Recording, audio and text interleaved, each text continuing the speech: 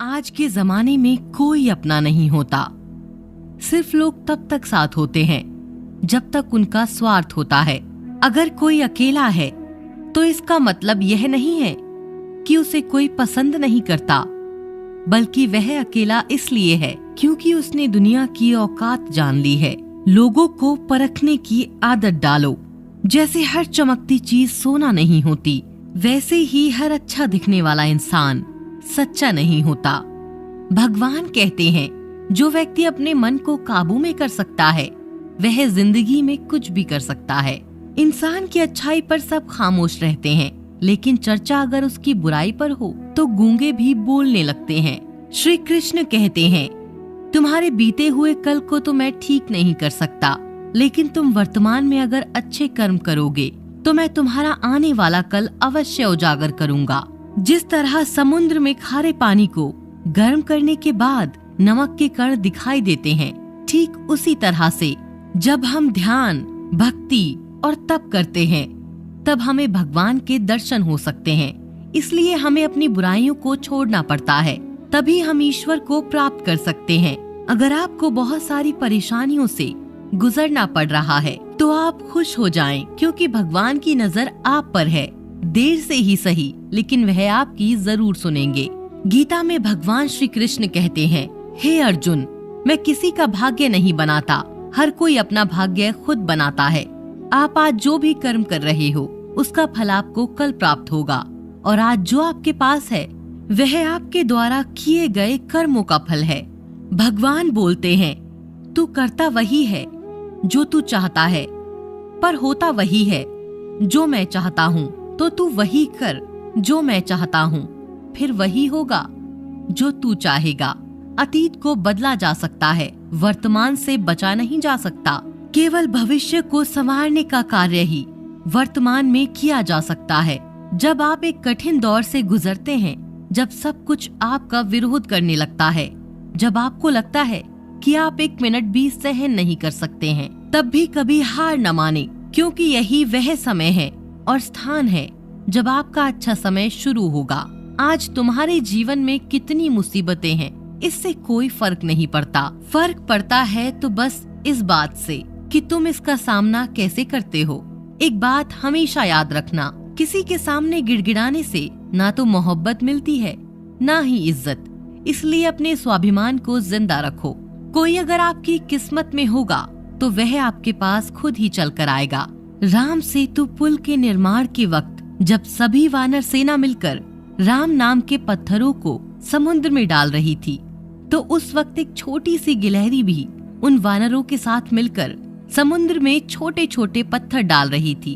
एक बंदर की नजर उस पर पड़ी और उसने उस गिलहरी से बोला कि तुम्हारे इस छोटे से पत्थर से पुल जल्दी थोड़ी ना बन जाएगा। ऐसा कहकर उसने उस गिलहरी को पकड़ा और दूर फेंक दिया। इस बात से गिलहरी रोने लगी और श्री राम के पास जाकर उसने सारी बात बताई। श्री राम हमेशा विनम्र रहते थे, तो उन्होंने उस बंदर को अपने पास बुलाया और उससे कहा कि तुम बड़े हो, इसलिए तुम ज्यादा बड़े पत्थर उठा सकते हो। इसका मतलब ये नहीं कि सिर्फ तुम ही काम करने योग्य हो। गिलहरी में जितनी शक्ति है वो उतनी ही शक्ति से काम कर रही है, और उसकी योग्यता भी उतनी ही है जितनी तुम्हारी। और फिर श्री राम गिलहरी के ऊपर अपनी उंगलियां फिराते हैं। आपने गिलहरी के ऊपर 3 विशाल निशान देखे होंगे। कहा जाता है वो श्री राम की उंगलियों के निशान हैं। ये छोटी सी कहानी हमें सिखाती है कि योग्यता और सामर्थ्य हर किसी में बराबर होता है, लेकिन फिर भी हम चीजें करना नहीं चाहते और कामयाब होने के सपने देखते रहते हैं। कामयाब होने के लिए ये मायने नहीं रखता कि आपने कितना किया, मायने ये रखता है कि आप कितना कर सकते थे। हमें कई बार ये लगता है कि हमने बहुत कुछ किया, लेकिन फिर भी हम नाकामयाब ही रहे। एक सच ये भी होता है कि हमने अपनी कैपेबिलिटीज के लायक बहुत काम किया होता है और हम उससे ज्यादा करने की इच्छा ही नहीं रखते। दूसरों को हराने का मौका मत दो, बस खुद को आगे ले जाने की जिद पाल लो। कभी हार न मानने की आदत ही एक दिन जीतने की आदत बन जाती है। जो जीवन की चुनौतियों का सामना करने से डरता है उसका असफल होना निश्चित है। एक बार एक व्यक्ति नदी के पुल से कहीं जा रहा था, तभी अचानक उसके पीछे कई बंदर पड़ जाते हैं और उस आदमी को परेशान करने लगते हैं। वह आदमी अपने आप को बचाने के लिए बंदरों से दूर भागने की कोशिश करता है। तभी सामने से एक सन्यासी आकर उस आदमी को कहता है कि तुम इन बंदरों से मत डरो, तुम जितना इन बंदरों से डरोगे वह तुम्हें उतना ही और डराएंगे, इनका डटकर सामना करो। वह आदमी बंदरों का सामना करने के लिए उनकी तरफ देखता है और बंदरों की आंखों में आंखें डालकर चिल्लाने लगता है और सभी बंदर वहां से भाग जाते हैं। हमारे जीवन में भी नकारात्मक विचार इसी डर की तरह है। जितना हम इन बंदरों से डरेंगे वो उतना ही ज्यादा हमारा पीछा करेंगे और जैसे ही हम इनका डटकर मुकाबला करेंगे वह भाग जाएंगे। सिर्फ 2 चीजें मनुष्य के भाग्य का निर्माण करती हैं। पहला है स्वभाव। अगर आपका स्वभाव अच्छा है, आपके भीतर विनम्रता और करुणा है, तो आपका भाग्य चमकेगा। अगर आपका स्वभाव क्रोधी है तो आपका भाग्य खराब होना अनिवार्य है। इसलिए अपने स्वभाव को मधुर और आकर्षित बनाएं। दूसरा है आपकी वाणी। बोलना तो आदमी 2.5 साल की उम्र में ही सीख जाता है, परंतु कब और कैसे बोलना है यह उसे जिंदगी भर समझ नहीं आता। जिसे बोलना आ गया कि कब, कहां और कितना बोलना है, समझ लो उसे सफल होने से कोई नहीं रोक सकता। अगर तुम्हारा घर जल जाए तो लोग सहानुभूति प्रकट करने आते हैं। वह कहते हैं बहुत बुरा हुआ। और अगर तुम्हारा घर बड़ा हो जाए, एक और मंजिल बन जाए, तो कोई तुम्हें बधाई देने के लिए नहीं आता। जरा सोचिए, जब आपके साथ कुछ अच्छा होता है तो कोई कहने नहीं आता अच्छा हुआ, जानकर खुशी हुई। मगर आपके साथ बुरा होता है तो जरूर कुछ लोग आकर यह कहेंगे कि सुनकर बुरा लगा। एक बात हमेशा याद रखना, अगर शराब की दुकान पर बैठकर दूध पियोगे तो तुम्हें शराबी का दर्जा मिलेगा और किसी मंदिर में बैठकर पानी पियोगे तो तुम्हें एक संत का दर्जा दिया जाएगा। इसलिए आप किसके साथ उठते बैठते हो यह मायने रखता है। जब एक इंसान का भगवान पर शक नहीं हक हो जाता है तो मत पूछो फिर कैसे कैसे चमत्कार हो जाता है। जो अब तक नहीं हुआ वह भी हो जाता है। बन के रोशनी वो सारा अंधकार दूर हो जाता है। जो भीड़ में चलते हैं भीड़ में कहीं खो जाते हैं। जो अकेले चलते हैं इतिहास वही बनाते हैं। इतिहास गवाह है, अकेले चलने वालों के पीछे ही भीड़ खड़ी होती है। एक बार एक सेठ जी थे जिनके पास धन दौलत की कोई कमी नहीं थी, लेकिन समस्या ये थी कि उन्हें रात को नींद नहीं आती थी। दिन भर वो काम में व्यस्त रहते थे, लेकिन रात होते ही उन्हें बेचैनी सी होने लगती थी, जिसकी वजह से वो सो नहीं पाते थे। एक रात सेठ जी बहुत परेशान हो गए। उन्होंने कुछ पैसे निकाले और अपनी कार लेकर पास ही एक मंदिर में चले गए। कुछ देर भगवान के पास बैठे तो उन्हें थोड़ा सुकून मिला।